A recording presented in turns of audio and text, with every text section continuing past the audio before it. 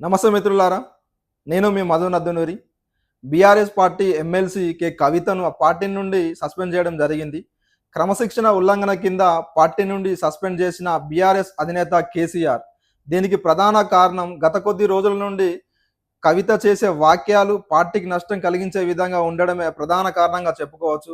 అదేవిధంగా హరీష్ రావుపై మరియు సంతోష్ రావుపై చేసిన వాక్యాలు కూడా పరిగణలోకి తీసుకోవడం జరిగింది.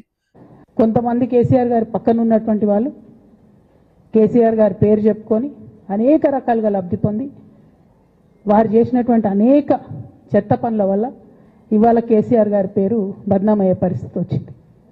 అయినా మళ్ళీ వాళ్ళనే మోస్తాం, అయినా మళ్ళీ వాళ్ళనే ముందుకు తీసుకెళ్తామని అనుకుంటే పార్టీ ఎట్లా ముందట్టుకోతుంది? ఒక బిడ్డగా నిజంగా నేను బాధపడతా ఉన్నాను.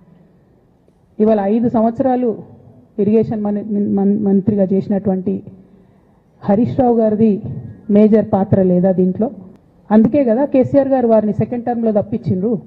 ఈ మొత్తం కాళేశ్వరం ఎపిసోడ్లో కేసీఆర్ గారికి మరక అంటిందంటే 2-3 వ్యక్తులు కారణం.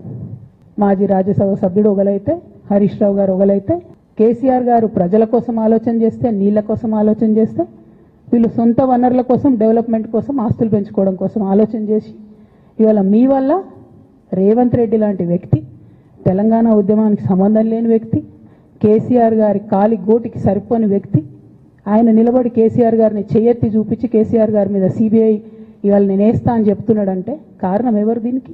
కేసీఆర్ గారు గతంలోనే చెప్పారు, పార్టీకి నష్టం కలిగించే వారి కుటుంబ సభ్యులైనా వదిలిపెట్టేది లేదనే విధంగా కన్నబిడ్డ అయిన కవితను కూడా సస్పెండ్ చేయడం జరిగింది.